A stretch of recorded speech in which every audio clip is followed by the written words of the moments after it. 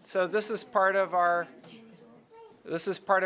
series that we like to run during the year for the parents. Classes for parents and not for students, so that you know what classical education is about and what it means for you and for your family. And we want you to be excited about it. I and the faculty are very, very committed to classical education because we believe that it's really the best and only kind of education, especially for Christians. And so that's why we created the Schola education series. And our mission statement is that it's all about inspiring you, the parents, with a Christian vision of education, and education for men and women who bear the image of God the Father. Those would be your sons and daughters who bear the image of God the Father, who are redeemed from slavery, sin, and death by Christ Jesus, his Son, and under whose authority they're commanded to rule wisely over the creation. And because they're commanded to rule over the creation, they must be equipped by instruction and empowered by the Holy Spirit for that high calling. It's an education dedicated to the glory of God and the service of his church, an education for men and women who are going to live forever and not just for the next 50, 60, 70, 80 years. Our speakers tonight were specially chosen to give this talk on classical parenting. There's a reason why I'm not speaking, and that's because I'm still in the thick of it and haven't learned very much yet. But Donnelly and Brandon Blankenship have been married for 29 years. Their only daughter, Anna, is a senior this year. They have been at Evangel since she was in 3rd grade. Brandon teaches law and ethics at UAB, and Donnelly works as a ceramic artist and co-host for Pelham Living Video Magazine. For 8 years, they taught the college Sunday school class at First Baptist Church of Pelham, and they currently teach the nearly and newly married class at Westwood, and they work with couples in crisis. Brandon and Donnelly strongly support classical Christian education, and they apparently support parenting also. So I'm going to start us out a little bit. I'm Brandon. This is Donnelly. And I although it's not part of our presentation, I think it's really important that I share with you just how my day started this morning, because I started my day this morning in Chilton County. Chilton County invited me to come down and consult a little bit. They're thinking about doing a supervised visitation facility because they don't have enough room to do the supervised visitation for all the parents who need supervised visitation in that county. And as I was listening to the DHR director talk, and my heart was just broken for the families that she was describing, and I thought, how relevant is it that tonight, I started my day there, and tonight I'm going to come and talk to folks who have made it a priority in their life to parent children. And it was just so meaningful to me. Dolly and I have very different parenting backgrounds. I grew up in the kingdom, Coralie. I mean, I grew up in a place where most people don't even believe it exists. I mean, it was a farming community when I grew up. There were a lot of farms down there. Now it's a lot of development going on. But where I grew up, I believe, in an idyllic setting. My closest neighbor was a long way away. He was a dairy farmer at the time. And a lot of my experience came from that. And although I loved the way I was brought up, when I looked at how my parents raised me, my brother and sister, when Dolly and I started building a family and we started looking at what we wanted to do in our family, I knew that I wanted to do things differently. Now, there were some things I wanted to do the same way. There were some things I wanted to embrace, but there were some things that I wanted to do differently. Dolly's experience was different. You want to just talk about that a little bit? Yeah, are we at the... We're not quite to the start Okay. yet. I'm just checking. By the way, Donnelly is our bullet. She's our spreadsheeter in our family, and she's all about the bullet points. And I've just thrown her a curveball, but I just felt it was necessary. Yeah, I grew up. My family moved a lot. About every 4 years, we moved, and my dad worked for the March of Dimes, and he took different jobs along the way. And I was a latchkey kid and sort of lived in the city, and my brother and I, they would leave and go to work, and we had to get ourselves to school. We'd walk to school. We'd come back. We were alone until they got home. And my parents, it was not an idyllic home. There was a lot of conflict there and a lot of battling things out. And so I just had a very different background. Eventually my parents divorced and remarried, and so when we got married, and I said, "Whoa, there's things I want to do different." I went through these things, and I think most parents do. I think when you have your child, you look back and go, "What am I going to do different? What am I doing? What am I doing the same? What am I going to do different?" So one of the things that we did as parents is we started looking at outside places. Like sometimes we would be faced with a parenting situation, and I'd say, "Hey, I read in this book something I like better than maybe how I was raised," or "I saw a movie where the parents did this." And as embarrassing as it might be, sometimes we would say, "Well, on the Cosby Show." Yeah. Because there was that one episode where they did the Monopoly money, and I was like, that's how we're going to parent. And so we sort of like had a hodgepodge of how we were going to put this together. And both of us grew up my mom was a preacher's kid, and we certainly grew up in that rich heritage. And Donnelly's parents were strong Christian people, and certainly that was a strong influence. But we found ourselves kind of putting all this together to piece our parenting ideas together. So I wanted to start out by just doing maybe a little exercise. I'm curious if you'd be willing to think about, like, how many of you, by show of hands, I'm going to ask 3 questions. I'm going to say, how many of you really adopted your parents' idea about about parenting? Did I say that right? Mm-hmm. How many of you looked to another couple, maybe a neighbor or somebody down the street or a grandparent or somebody? So how many of you actually looked to another living couple? And then how many of you actually looked to like a novel or something you might have read or something of that nature? Self-help books. Self-help books or the Cosby movies, Show or things like that. So let me just start out by saying, how many of you, your parents were the model for parenting, by show of hands? Okay. And then how many of you were influenced by another couple, somebody that's outside of your? And then how many of you were willing to receive, something you read in a book or a novel or movie or something you saw like that? Yeah. I answered 2. That's okay. What always fascinates me about this exercise is husbands and wives have different answers. And that's always interesting to me, that when we're parenting, we're blending our ideas of parenting in our family. And that's always fascinates me. Everywhere I've done this exercise, it's always the same. And that's so interesting to me. So now we're going to start the bullet points. This is my part. Okay, so we do have an only child. But I don't want you to think that is our only experience with parenting. We've been parenting for 28 years, and she's only 17. So let me fill you in a little bit.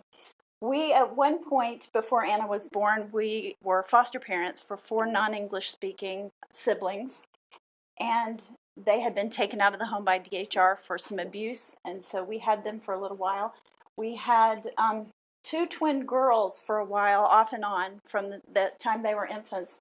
When they were 15, we had the legal guardianship of them, and they left when, I guess, 21. They left at 21. And their older brother, we had him off and on. We've had an exchange student. We've had an array of college students that lived with us while they were going to UAB or Montevallo, wherever they were going.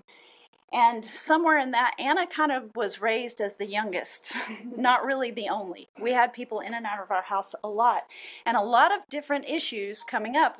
I went through driver's ed before Anna was in 1st grade.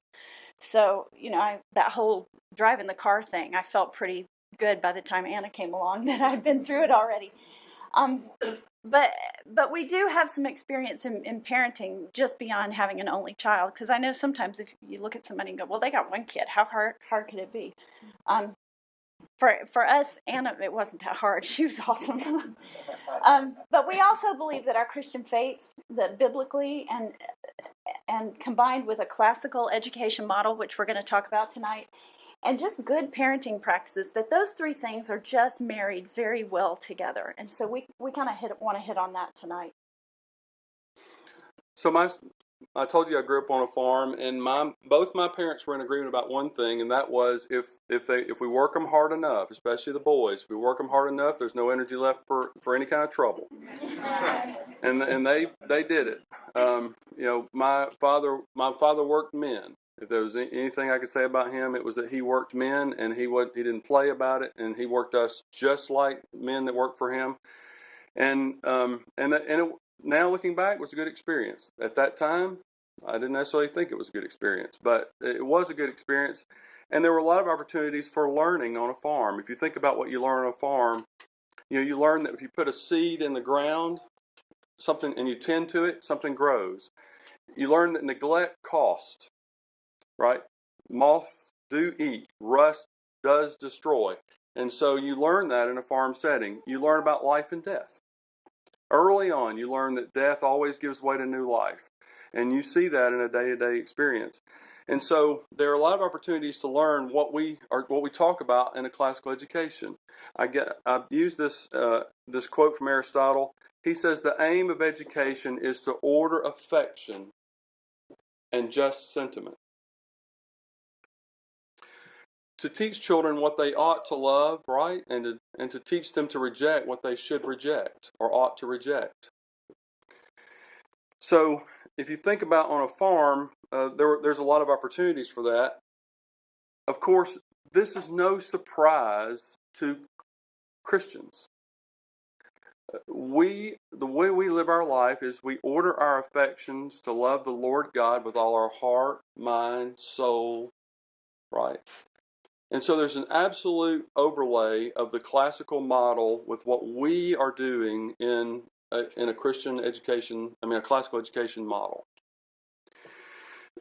So what happens when we don't order those affections? And the example that I was going to share with you guys is guns were part of our life growing up. That just like rakes and hoes and plows and everything else, they were just a tool that we used on the farm. But I never remember, my dad was a World War II vet.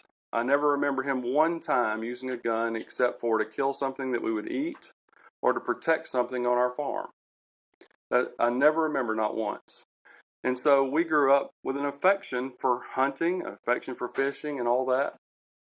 But as I began to grow, I developed an affection not just for hunting, but for knocking fast things out of the sky. I loved it. I love duck hunting. I love quail hunting. Anything fast that I can knock out of the sky, I love doing it. And so that affection that my dad started in me began to become a disordered affection. Now, I didn't know that. All my friends hunt. I hunt. I thought it was an ordered affection. I loved doing it. But after we got married, Donnelly had a family friend couple. They were in their mid-70s, I would guess, when we got married, and we would go and spend some time with them. And we learned a lot about our marriage from them, a lot about how to live life from them. And you would be sitting, their name was Francis and Terrell, and we'd be sitting there having a conversation, and Francis would just mid-sentence, she'd say, "Oh, did you see that black-capped chickadee? That's early for them." And she kept a little book, and she would pull it out, and she would write out black-capped chickadee, the time of day, and all this. And if you were inside and you were having a conversation, and there was a cardinal out the window, she'd just stop you mid-sentence. "Oh, did you see that cardinal out the window?" And there's something about her love and affection for birds that made me start questioning in my own heart, am I really giving them a proper amount, right, of affection?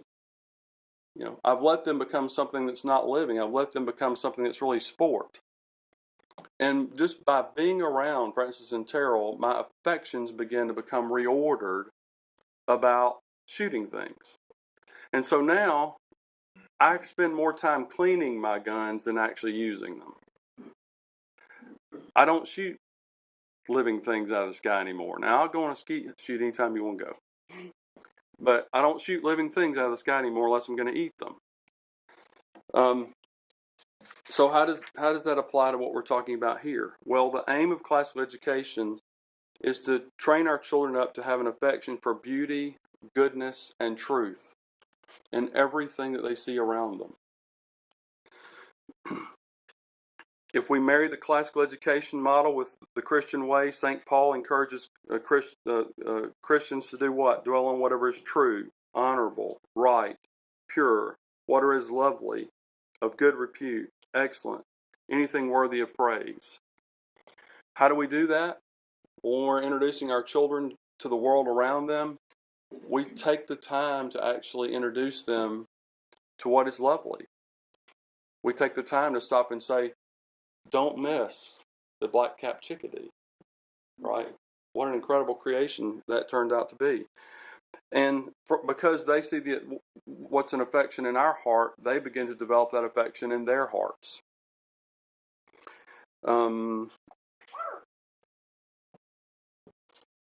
A child is always seeking what they have an affection for, and they will use an inordinate amount of energy to achieve it. So, do we have that? Yeah. Is that there? Yeah. I don't know how to play it from this, though. I don't. Just hit the. Do you know how to do that? Let me just go over there and do it. Nope, that's not it. Yeah, let me do it. You do it. I might not be able to do it.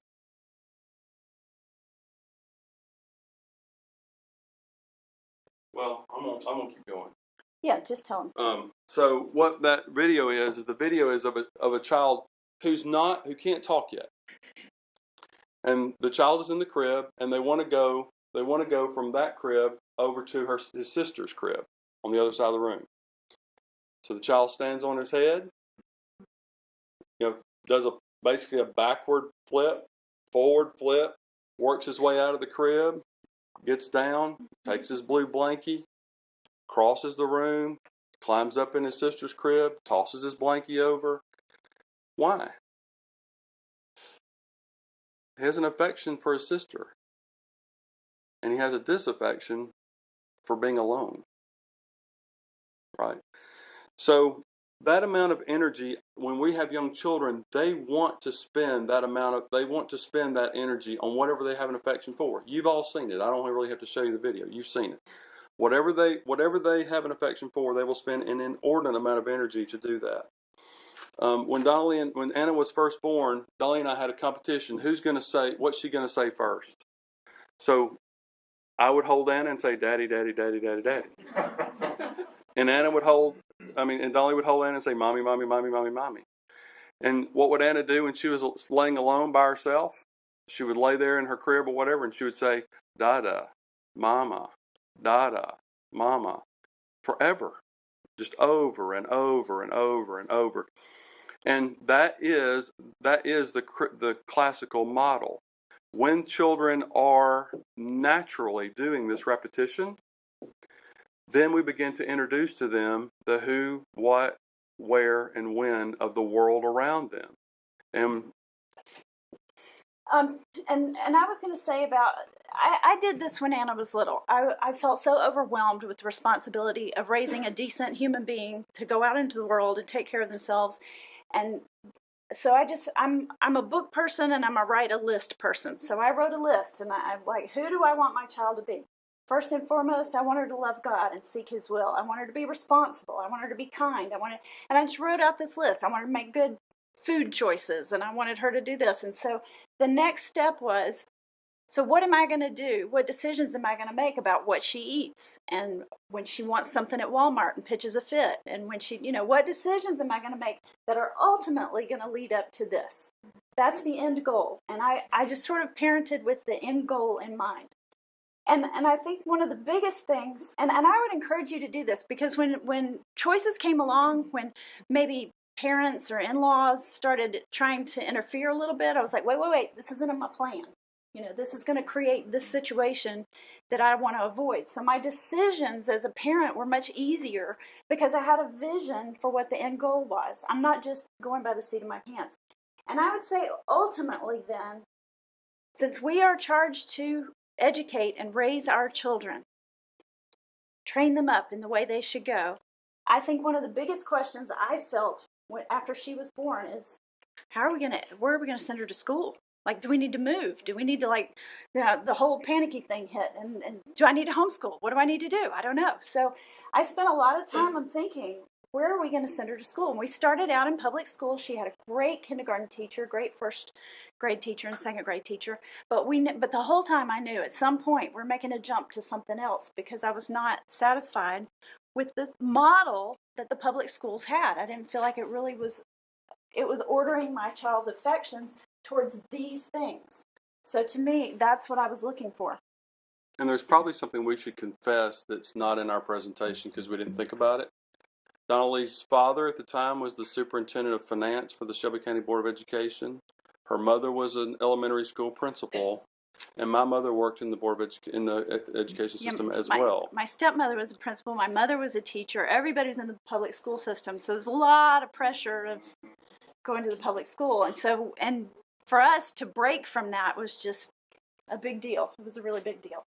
But this, having that end goal, I just can't stress that enough. Have an end goal. And so as your parenting decisions come up, are they supporting your end goal?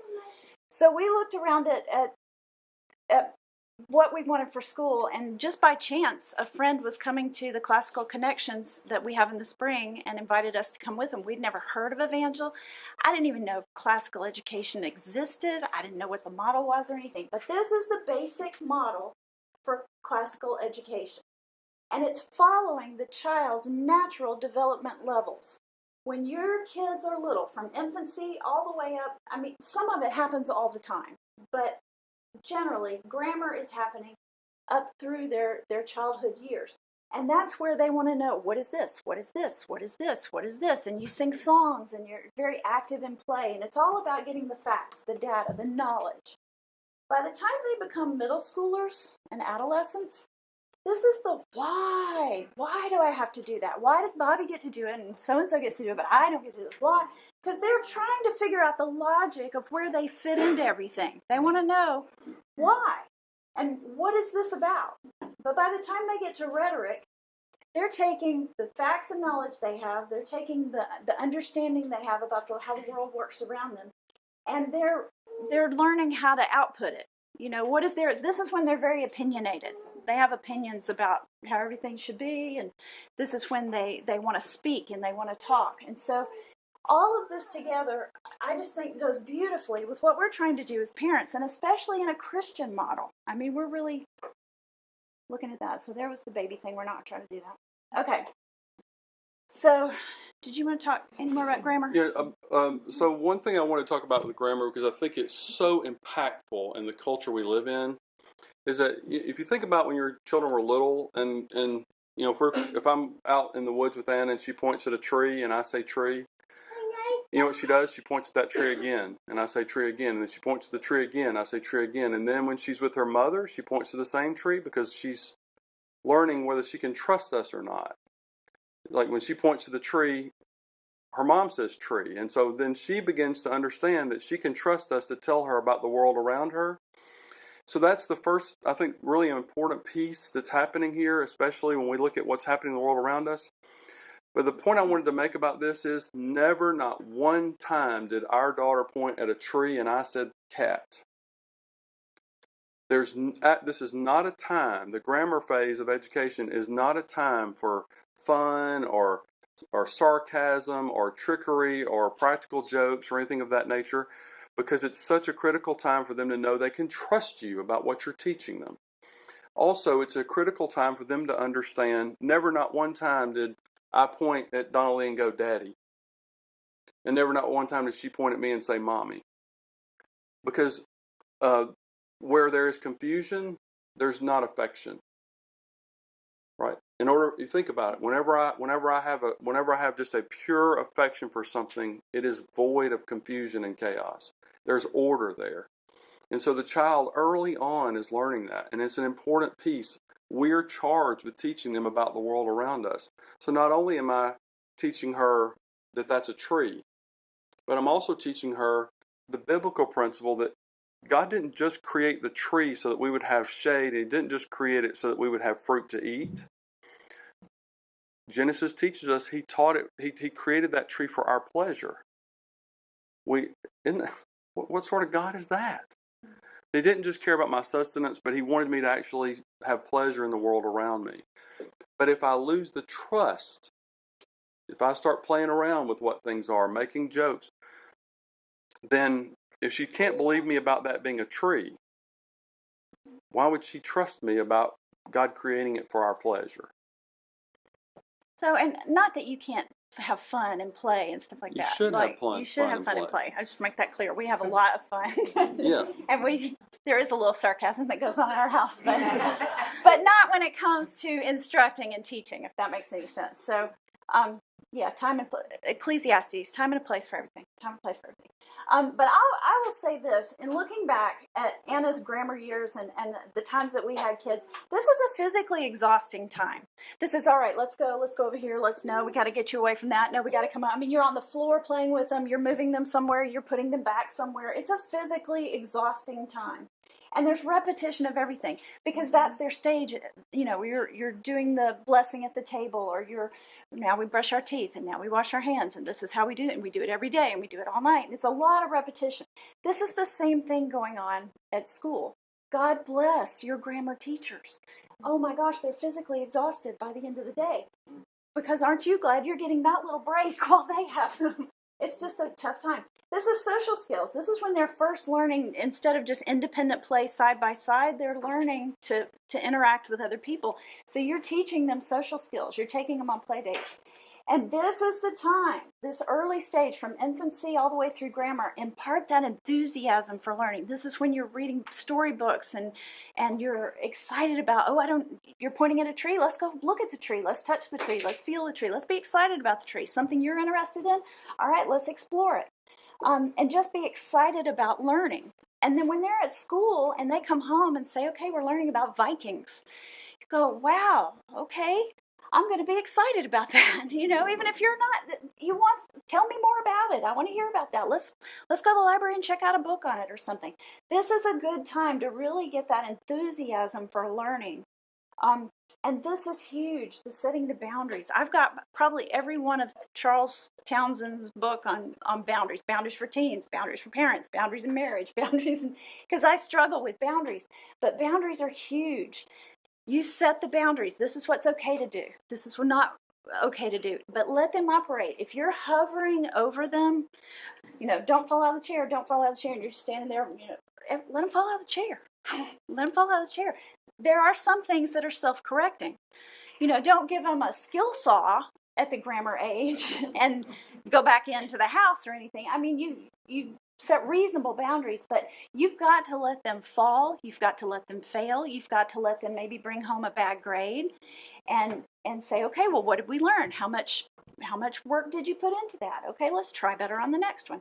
But this is actually where I think it's best practice for parents, because we want to do for them. We don't want them to hurt. We don't want them to fail. We don't want everybody in the class to get a better grade than them, and so it's really a struggle, a challenge. That's why I said it's a challenge. It was for me to let Anna do her own stuff and then me step back. So I have You two have quick anything to say about that? I have two quick Okay. stories about that. One is my brother came. I have a brother who's 10 years older, and he was visiting with us when Anna was very small. And we had given Anna a step ladder so that she could climb up to the kitchen counter and she could cook certain things. And my brother was visiting, and he started down the hall one morning, and he all of a sudden started running. He thought something was terribly wrong because there was this huge cloud of green smoke coming out of the kitchen, and he thought it had to be terribly bad because it was so thick and so green. And when he got there, Anna was in the kitchen by herself. She was cooking green hams and eggs, I think, but I think it was green pancakes. Green pancakes. And so there was a cloud of green flour going up into the air, and he was just beside himself about how calm we were about that. And we're like, well, no, she can do that. We've told her that she can do certain things. We've taught her how to what she can and can't do. No, we didn't let her boil water. There were certain things she could not do, but we set boundaries which liberated her to be able to go and do those things which she had the skills to do. And then another one of those stories I wanted to share with you about when Anna's first learning about trees and maple syrup, I think it was, and about how you get sap out of trees. She wanted to do that.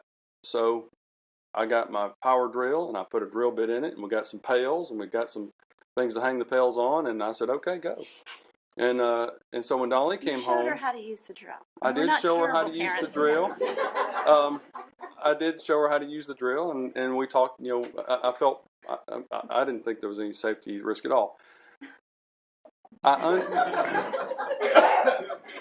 understood that she would get hurt. I understood that more than likely, that she was going to that drill bit and small hands were probably going to result in a Band-Aid was going to be required. I understood that, but at the same time, she had absolute liberty to go out, pick the tree, drill the hole, hang the pail, and let's see what happens. And when Donna Lee came home, we had to have this discussion about, look, I didn't give her a skill saw. Like she's going to have all her fingers when this is over. Everything we're going to chill. And it's that sort of liberty that gives your child the opportunity to go and explore the world around them in such a way that it becomes their world. Right. And so what I'm doing is actually puppeteering their life, it never is their world. It's my world expressed through them, and that's what we're trying to avoid. We want to liberate them to have their own experience. I will also say that I stood at the window. She didn't see me, but I stood there watching just in case. So she felt the liberty, but I was supervising. Brandon, I don't know what he was doing. He left. He was like, Yeah. She'll be fine. Well, and I'll say that. I mean, one of the things, and I grew up in scouting, and we had this incredible scoutmaster who I learned so much from. But one of the things I learned about that was when we had young scouts, we gave them what they felt like was absolute autonomy, but it was always a watchful eye. We were always watching them, and they never really knew that, but they thought they could go out and do these incredible things, and they did. And so, to the degree we could, we try to implement that. With any child in our care, we try to do that. Now, look, some children you got to rein it in. Mm. Yeah. But but to the degree you can, our job is to give them liberty, and so that's not, we don't start with this totally restricted thing in my mind. We start with the drill. Right. Well, I start a little further back, but and I'll tell you this, and I don't think we have it in our presentation, but this made me think of this. You absolutely have to have a unified front with your children. He gives her a drill and says, go at it. And then I'm like, what? You can't do the drill. And then, but we have this conversation in private and we come to a consensus. And then either he's going to go out there and say, well, let's move on to another activity. And I think I've changed my mind, or I'm going to back off. But together, as far as Anna's concerned, we're unified in the decision. And I think that's just vitally, we agreed on that very early on. Well, that is one thing about having teenagers by way of foster care, like teenager boot camp. To go from no children to teenagers. Troubled teenagers. Yeah. You learn that pretty quick. Yeah. That however we're divided, that's where they're going. Mm-hmm. And so we're never divided. We are team Blankenship in our marriage, and we are team Blankenship with these children. And we can close the door and go at it. And that sometimes happens. And that there's nothing wrong with that, as long as you're respectful. But when we come out of that room, we're team Blankenship. Yeah, that's huge. I don't know why we didn't make that part of this. Moving into logic. So once they're through grammar, and this happens at different stages. This, some kids are really getting into this in 3rd grade or 4th grade or 5th grade or some 6th grade, but school-wise, logic is starting in 6th grade. But this is where it's all emotionally charged. Susie said this, and I just don't think I can stand it. And somebody said my shoes were ugly, and I just can't stand it. It's just, and somebody said that Bobby likes her, but I thought he liked me. And it's, oh my gosh, it's so emotionally charged here. So if they're charged, it's very easy for you to get charged too. And this is where I like, when Anna was a little bitty baby and we held her, and I went up to Brandon and I said, I've got her through early years, but you've got to have her after that, because I just can't, because I knew this was coming. And this is where I struggle with this, because I get emotionally hooked. I mean, she's upset. Man, I'm upset too. Who do I got to go talk to? And who can I just let have it? Because nobody's going to hurt my baby girl. And, and so everybody's emotions are charged, but that's a challenge, because they've got to get that social skills practice. If you go in and fight all those battles for them, they're not getting that practice. They're not learning how to deal with the difficult boss and the college professor that's trying to cram something down their throat that they don't believe. And I mean, they've got to learn the social skills. They've got to learn those boy-girl relationships. All that starts then. And they're questioning everything. I don't understand why so-and-so does this. Why can't I do this? And why is this rule? Why do we have this rule? It's stupid. And, I mean, it's just, they're questioning everything. So you've got new boundaries to set. As a parent, there's a whole new set of boundaries. It's not don't touch that, it's hot. It's now we got social skills boundaries, and we've got who can sleep over at whose house boundaries, and we've got all kinds of boundaries to set. But once again, you got to figure out what those boundaries are and then give them liberty to work within those boundaries. You cannot fight their battles for them. You've got to require more independence. It's just huge at this level. As far as I'm concerned, Brandon probably sees it differently. This is where everything could fall apart and goes chaotic and you end up with a mass murder at Walmart or something. This is, to me, this is where it happens, right here. But that's why I just said, Brandon, you've got it. But you've got to let them fail more. They're going to have a diorama or something. They're going to have a big poster project due, and they put it off, and they got a flat 0 on it. And your inclination is to go to their defense. But I'm telling you, they got to fail. It's way better to fail here than to fail in college, to fail in their job, to fail in their marriage. I mean, it's way better for them to fail in middle school. Let it happen. I mean, this is the best time for them to fail. But it can be really emotionally draining on you.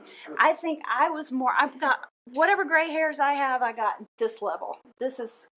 We had lots of closed door conversations. All right, she said this. All right, the teacher did this. All right, she got this grade. All right, what do we do? And because this is where my challenge is personally, is not getting hooked and not getting into all that. Brandon's, give her a drill, go outside, she's fine. So I knew he would be good at this. Anything you want to? In the logic phase, and this actually started earlier, but the rule is important in the logic phase.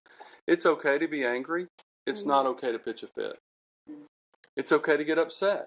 You're entitled. It's your feelings. You're entitled to your feelings, and you can feel them. And I'm right here with you. I affirm them all the way. I can see how you feel that. And I'm with you, but it's not okay to pitch a fit. And the same thing happens the first time your child comes to you. Here's the first one I remember. No, this was not Anna, but the first one I remember. I remember hearing a raised voice in my house say, "Who put you in charge of fashion?" And I knew it was coming. So I just got up and went in there and I said, "Now look, you can disagree with us. In fact, at this age, I encourage it. I want you to disagree. If you've got a valid argument, bring it. I'm good with that. And if your argument isn't successful, here's what I'm going to say. Good argument. Go find another one. That one's not going to work. Go find a better one." Why are we doing that? Well, we're the parent, right? I'm not challenged about whether I'm the parent or not. There's never in my mind am I saying, well, I'm actually arguing with a peer here. And so what I want them to do is come away from that experience like learning how to make a valid argument without it getting emotional, to use the logic they're learning, to use all those facts they learn in grammar. I want them to bring that. And I want to reward a good effort. We had one niece that I've started an article about. I'm going to finish it one day because the child was just a gifted arguer. I mean, sometimes I would just in my head be going, "Wow." It was good. No. Yeah. The answer's still no. Answer's still no, but wow. Really good. Good effort. That's what we want to do. When our children come home and they're in this why phase. Well, why has that got to be like that? Well, why has it got to be like this? Well, who put you in charge? Well, again, it's not our place to crush our children. So C.S. Lewis says it like this. C.S. Lewis says, it's not our jobs as parents and teachers to chop down jungles. It's our job to irrigate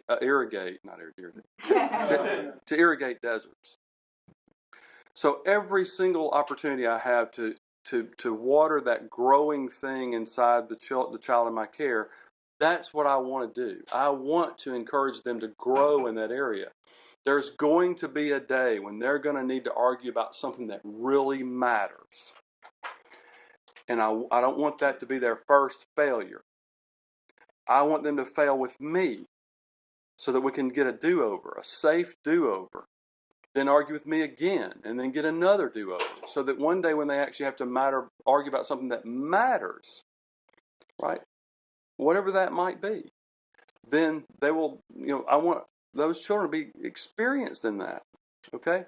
And that's going along beautifully what's going on at school. They're starting debates. They're starting to look at logic and break it down and look at fallible arguments and what is a good argument, what's not a good argument. And so they're learning these things at school, and we're trying to set that up at home too. So I love how that goes together. And then rhetoric. So rhetoric is my favorite. It's just absolutely my favorite time. And the reason why that is because I love the use of words. Maybe you can't tell it tonight, but I really do love that. And I think a lot about how God chose word. He chose word to create the world, to create us, to create everything around him. Christ spoke words to use his power. Words, for some reason, God empowered them in some way, right? And I don't fully understand it. But he did. And so I want to recognize how powerful words can be and how I can convey ideas and thoughts. And a lot of what I would have to say about this is rhetorical. What good is it to have a great idea that you can't share with somebody? What good is it to have an incredible opinion that might actually help, but you can't get it out? This is the phase when they're learning that. And so, one of the things we do in our house is we almost always have some exercise we're working on. How can I say this better? How can I say this in a way where I can disagree but not be disagreeable? Right? We're constantly working on that. The second thing the reason I think this is so important is that this is the phase when I'm actually rejecting, or maybe challenging is a better word, what Daddy says. I'm no longer what Daddy says I am. I'm going to figure out who I am. And how do we do that? We do it by thinking, and most of us think in words. And so I don't want my child to be limited in how they think about their identity, who they're going to be in this world, because they've got a limited vocabulary or a limited concept. I want them to be able to think about what Dean Colcutt's teaching them. I want Anna to say, well, and she does this. Well, now, Dad, Plato says, I have to go look that up. I'm like, sure enough, he said that. We're empowering our children, right, to be able to discover who they really are. At some point, whether you like it or not, your child is going to say, maybe Mom and Dad's wrong. I've got to figure out who I am. And at that point, we want them to be able to have some strength in this area of rhetoric. Again, I don't care how bad it is. If it's an effort, as a parent, I want to affirm it. And I'll say things like this. Hey, that's good. What if we added to that this? Instead of crushing it, I could do that just the same way. I could crush it. I could say, well, that sucks. Why don't you do it this way? Well, what am I really doing there? Right? I'm crushing her, or not the statement. So I'll say, yeah, okay, well, that's good. That's a good effort. What if we added this? What if we added that? Here's a book, Now look, I'm not alone. I was having a conversation about something comparable in this topic that we're talking about tonight. Mr. Callender said, hey, here's a book, right? The teachers here at this school do the same thing. My daughters constantly bring home, Dad, can we get this book? Can I get this book? Can I get that book? So they're doing the same thing that I'm encouraging you to do. It's like they're saying to our children, yes, and maybe you could add, right? And I think that's an important part. And I would say at this rhetoric stage, if you're hanging out at the school and you're not volunteering, why? Why are you there? Like this is the age where they should be on their homework. They should be doing, handling all their social strifes and social issues. They should be honing that in. You should be affirming their choices, like Brandon said. This does not mean you agree with their choices. It means, I noticed that you made a choice there. Let's talk about that. Good job. You made a choice. Let's talk about it. Fewer and more flexible boundaries. This is the time they're preparing to leave the nest. And so this is the sort of the test time. Are they ready? Or, let's let them practice a little. We're still here. It's still safe. But like when Anna started driving, we had certain boundaries. See, I need to know who you're with, where you're going to be, how long you're going to be there, when will you be home, what are y'all going to do while you're there? And then I had the Life 360 app just so I could not because I didn't trust her, but I just needed to know. I just needed to know. That's me standing by the window while she's got the power drill. That's me with the Life 360. But now, as she's had more years driving, each year some of those boundaries come off. Now, she doesn't have to get permission for every little thing. Now, I just need to know kind of what's going on, a little rundown of what she's planning, or she'll text me if anything changes. And she has proven her trust, over time, and so I can let go more and more. If there was something that was untrustworthy, we got to rein that boundary back in, try something different, and then slowly let it back out. But this is the time that you're letting them practice and letting them go, because they're about to go. I'm fully feeling that right now as she's in her senior year, and I'm struggling with it. I'm not ready. I thought 18 years was a long time. It's really not. So that's kind of my thoughts on the right. But please do volunteer at the school. They need lots of help. You can't. Yeah, we're not gonna play it. This was a cute little video, but it's Well, pointless. and what the video is, it's really showing the idea of a parent following a student around their whole life, telling them how to live the next step. So when they leave and go to their job, the parent goes to the job with them, and the parent goes to school with them, the parent does everything with them. And that is not what a classical education is about. What a classical education is about is exactly the opposite. And I'm going to use a couple of examples. The first one is one of the concerns you'll hear parents talking about here, and we've heard it on more than one occasion, is you'll say, well, our students are not prepared in science. When they go to these colleges, they're not prepared. They can't keep up with all the other students. Well, that really upsets me a little because what that tells me is that whoever's saying that really did not understand the classical model. Because what we're doing is we're teaching our children grammar and logic and rhetoric, because every subject matter they're going to encounter in their life has a grammar, has a logic, and has a rhetoric. So, for example, our students will leave here and they'll go to some university in chemistry. And when they first get there, they really haven't had the level of chemistry that maybe somebody coming from a public school setting with a chemistry academy might have. And so they struggle right in the beginning. You know why? Because they're learning the grammar of that level of chemistry. And then the next thing you know, they're learning the logic of that level of chemistry. And then they're learning the rhetoric of that level of chemistry. And the next thing you know, they're a chemical engineer working for a paper plant. And where is the Marvin girl? Where's the Marvin girl? She's somewhere else. Jackson. Yeah. International paper, yeah. And so the same people who might say, well, we really don't have a strong enough chemistry program, they're really not understanding what we're doing here. We're teaching our children to be true students, meaning they can go into any subject matter and learn the grammar and logic and rhetoric of that, whatever that is. It doesn't really matter what that is. And self-taught, because they've got the skills. Self-taught, so they Right. don't necessarily have to have somebody leading them along. Once they understand, they need to know the vernacular. What's all the terminology? Why does all this fit this way? And then they start mastering it and putting the output out. So we're in that part of our life where people come up to us and say, well, what's your daughter going to do? And here's my answer. We've been training our daughter to solve problems that don't exist yet. Dell Technologies has a report out that says that by 2030, 85% of the jobs that will be available don't exist yet. We want our children to be going out and solving problems that don't exist, with tools that don't exist, with systems and methods that don't exist, with drugs that don't exist, with materials that don't exist. now, that they will exist then. And how are they going to do that? They're going to do it because that we've equipped them to be true students. So whatever area they go into, they can learn that area. The challenge I have with this is that the people that are asking me these questions are asking me about what are my future plans for our children. And the answer is, our children do not have an appointment with destiny.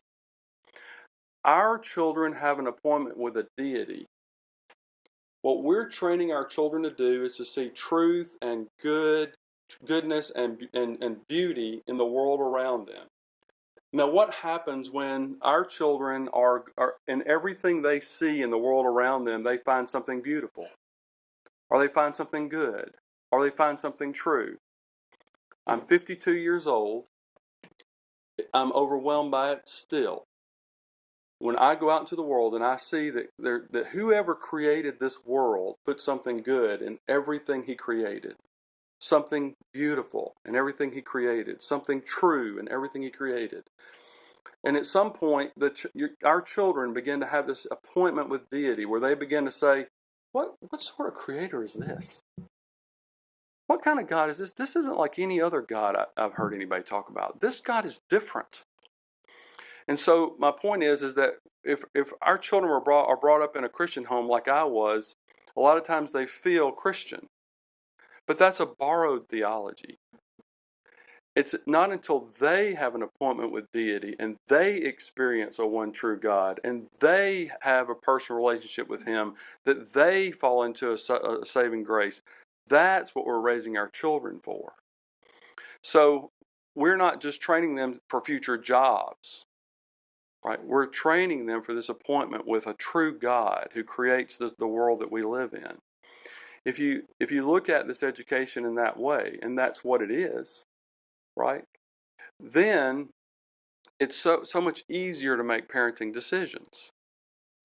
Whenever we have a disagreement, it's so much easier if we just step back and say, what's our vision for our child?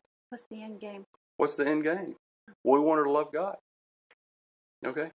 Well, she wants to go do some trivial thing, and it's not going to impact whether she loves God or not. Okay. But if it is, no. It just becomes so simple for us. So at the end of the day, that is for us a classical Christian education model. I think that's it.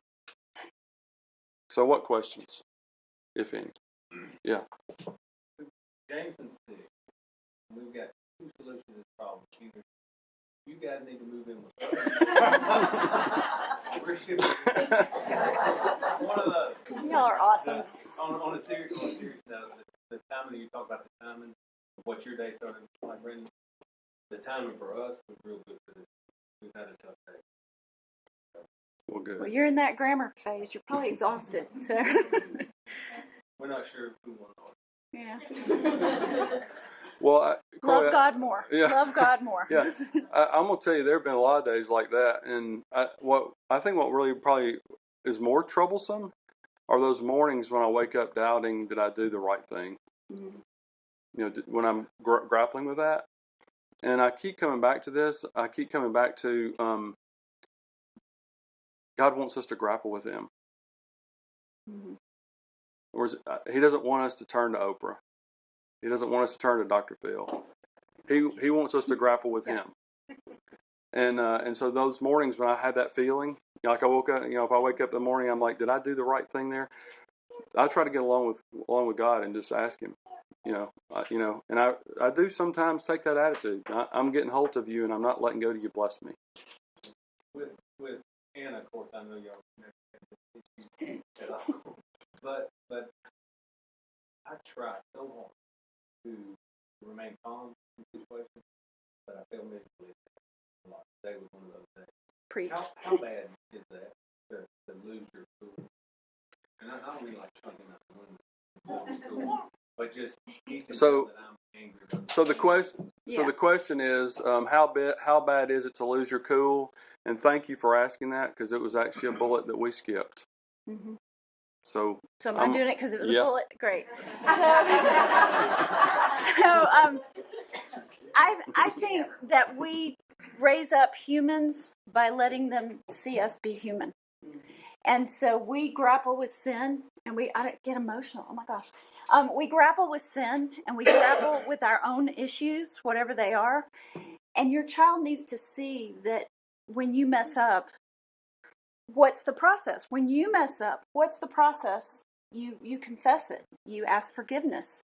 You start a blank slate. You try again. And so if you want them to do that, you've got to let them see you do that too. So I can tell you that not long after I told Anna, yes, I understand you're angry, but we're not going to raise our voice, and we're going to do it this way.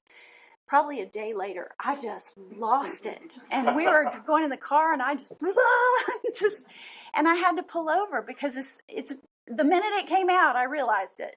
Oh yeah, yesterday I told her we're not going to do that. So I pulled over, and I said, I am really sorry.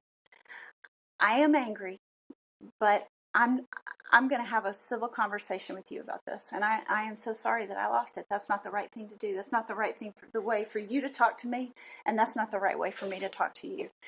And so it was a lot simpler when she was 6. I didn't go into the verbose thing, but I said, I'm sorry. I should not have yelled at you. I love you, and hug her. But now let's continue talking about it, So you still have the issue you have to deal with. But if you lose your cool, it's going to my gosh, they're kids. They're just, they can get on your last nerve. And for me, it really wasn't Anna, but Yeah. we had a foster kid that I loved her for this, but when she put her hands on her hips and said no, you weren't going to move her. Yeah. And so she and I butted heads way more than Anna and I ever have. And there were many, many times when I had to sit down on the floor and say, look at me. I did wrong. I lost it. And I'm sorry. And what more can I do? Right? I mean, that is, I'm teaching her. Well, first of all, I'm contrite. I mean, I answer to a holy God. And so I have to be contrite first. But then I'm educating her. Boy, there's going to be a day. And there were days when she would come to me and say, I'm sorry. I was right, but I shouldn't have said it that way. Yeah. She was never wrong. What did you say about God merciful? I said I answer to a holy God, Yeah. right? And so I have to show my contrition to Him, or it's my desire. I don't have to. He gives me the liberty to. So I want to show Him that I'm contrite, and it's not just with my children. I have to go to Him. Some days when I drive home from Birmingham, I have to get along with Him and be contrite because there's some Crazy people out there. folks on the road. But that was a good question. Yeah. I'm the one that lost it more. I think you're more even-keeled. I'm very emotional. I lose it. We had a lot of girls in our home. Yeah. Which means somebody's always crying, and I never knew why. And most of the time they didn't know why either, so it's fine. Yeah. Even when they explained it. So Donnelly was in the trenches more. Yeah. With that. Yeah. Yeah, but then we'd get in the bedroom and I'd shut the door and go, what do I do? What do I do? Oh my gosh. Yeah. So, I don't know. Your team, Ellis, I mean, yeah. Y'all, okay, what do we do? I don't know. Should this warp them forever? I don't think so. Okay, let's, okay, team, break, go back out. Just. Yeah. There's no perfect manual for each little kid that matches all of your parenting baggage that you're bringing along and stuff. It's, you pray for every day, Lord, help me get through this day. Well, I would say this, and I might be taking it too far, but you want to see a warped kid, go find a kid whose parents think they're perfect and are not willing to sit down and have that conversation. Yeah. That's a child who's going to have some real struggle. And I don't want that for my children. I want them to see that I'm human.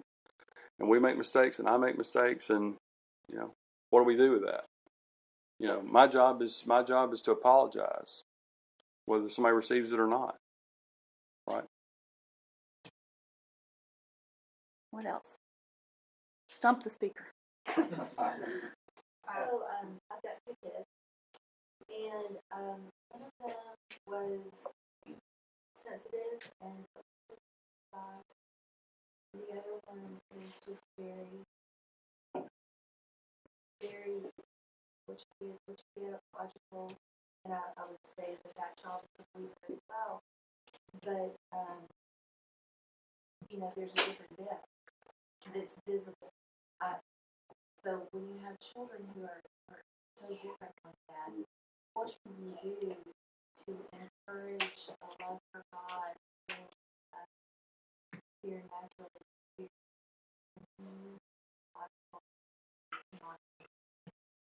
So, and how old are the kids? Very different things. 24 and 8. 24 and 8. So the question is. So restate question. the question is, what do you do when you have 2 children who are very different? One who's very logical, right, and not so emotional, and maybe one that's more sensitive and in tune to emotion and sensitivity. Is that correct? So the sensitive one is Sure. to the love. How do you a child who's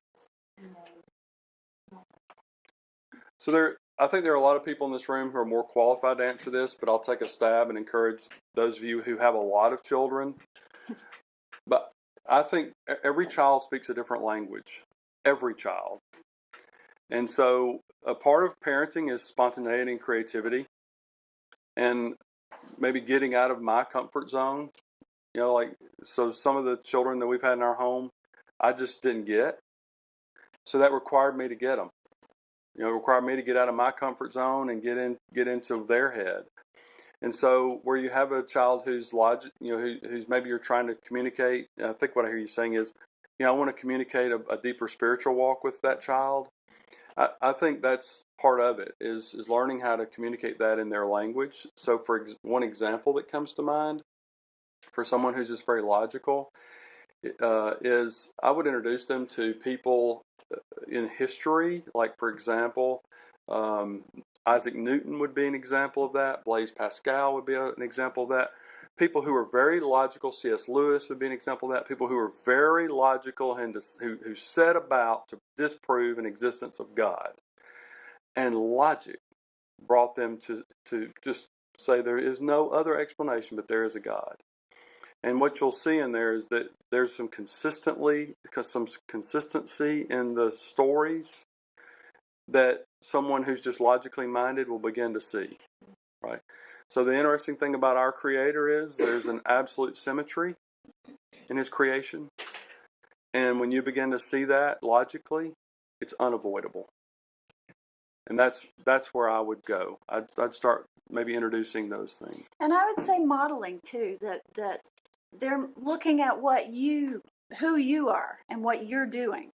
And so if you have a love for something, they see it. If you're not expressing your love for the Lord, if you're not showing ways that you're connecting, they've got to see that in you, because what you do always trumps what you say.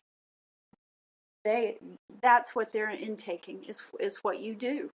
And I've told Anna many times, if she just do what I say instead of what I do, she'll have a lot better life, but it's not working. So we just have to grapple with that. But do model it, and do look for logical ways to connect with that child. Does that make sense? Does anybody else have an idea for her on that? Somebody that has multiples? You have a question? Yeah. Oh, I did. Speaking of grappling, how do you grapple with hormonal changes happening in the children at the same time they're going through the developmental stages? Well, it's all connected. The question is, how do you grapple with all those hormonal changes, I guess, at the logic phase, kind of at the adolescent phase? Or Could well, be. true. Could be grandma. They're be. starting younger. I just think that's part of it. There's a certain, all that emotion is coming at you. And so there's a certain way that you've got to stand back and go, this isn't me. That's all that. And let that kind of be encompassed there. I'm the mom. be the mom. I'm the mom. I'm the mom. Okay, hit me with it. Okay. But I don't have to get caught up in that emotion. I don't have to get caught up in that. I can love you and hug on you. I'm sorry you're going through that. I'm sorry. I know this hurts. I know this is hard. I know you're angry.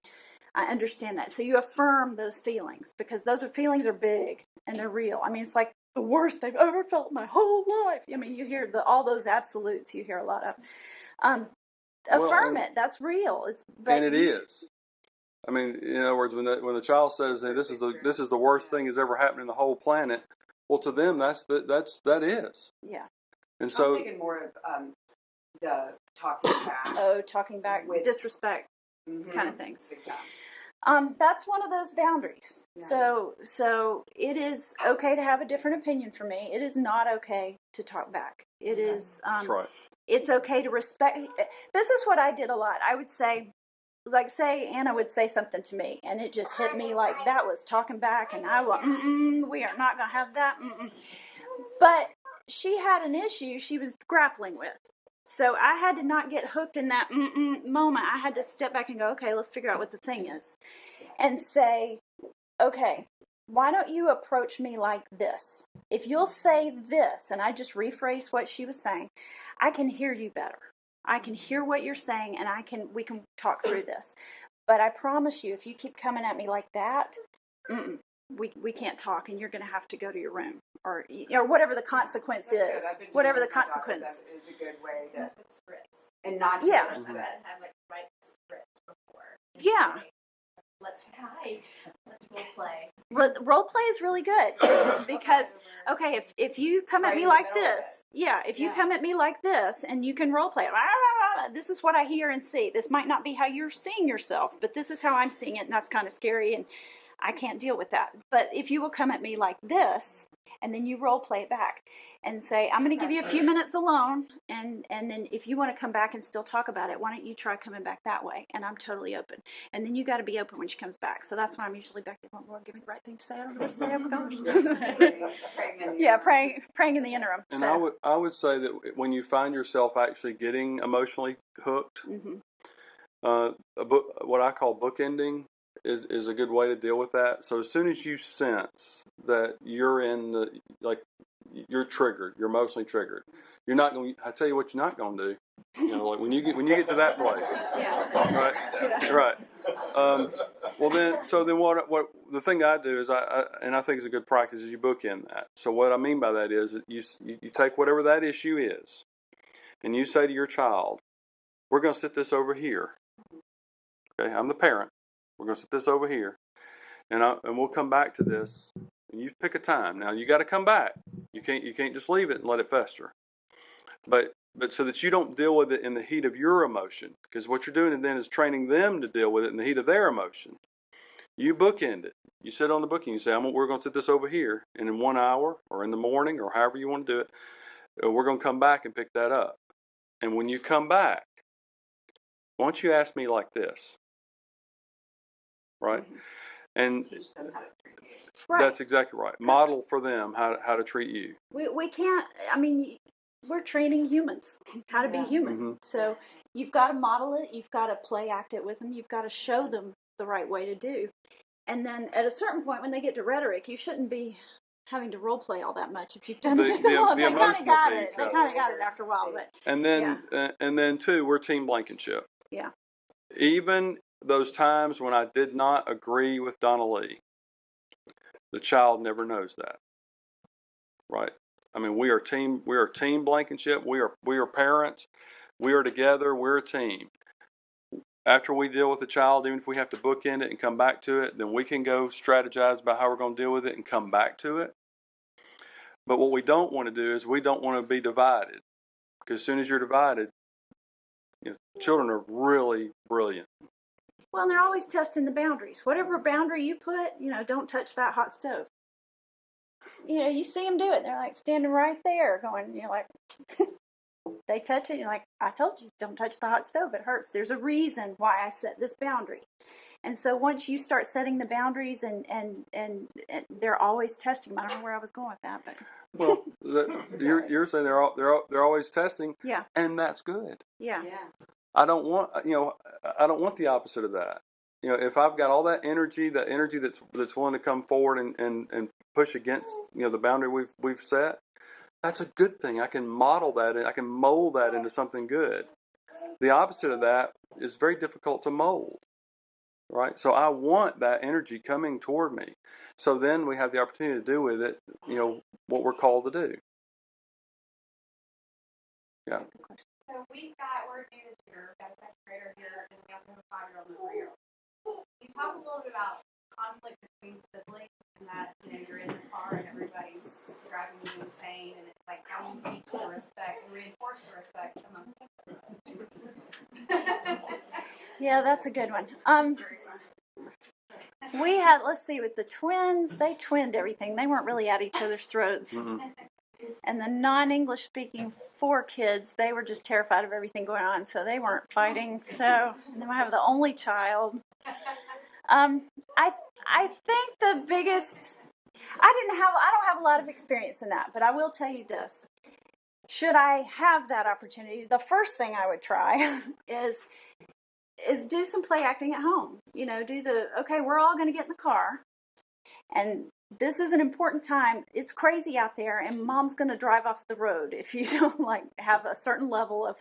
So I wouldn't expect them to be silent in the car, but there's a certain level of how we're going to talk to each other. Or if you can't talk to each other, it's okay. Have a book or have an activity. Have your own look. And I had an activity bag everywhere we went because I didn't know where we were going to be or what was going to go on. But I needed her to have something to do if she needed to be quiet. So maybe have them pack or have a car activity bag or something, each child, because then you're going to have the argument about, I wanted that, or I wanted that, if every kid has their own bag. And just kind of lay out, these are the car rules. And then I have pulled over the car. The rules are getting broken. I don't have to get to my destination as bad as I need to train them on following my boundaries. And I need to train them on respecting what I say. So I have pulled over the car. I had a policeman pull up behind me one day because I was turning around saying, here's what we're going to do and what we're not going to do. And if this doesn't straighten out soon, I'm taking you out one at a time out back and behind the car. And a policeman came up and said, ma'am, is everything okay in here?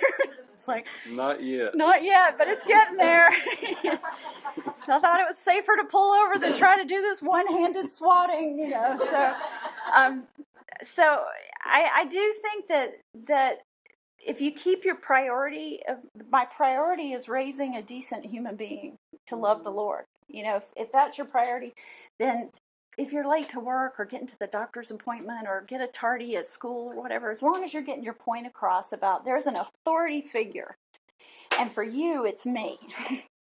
For me, it's the Lord. But there's an authority figure, and we've got to respect those rules. We've got to respect that authority. And I think that's huge.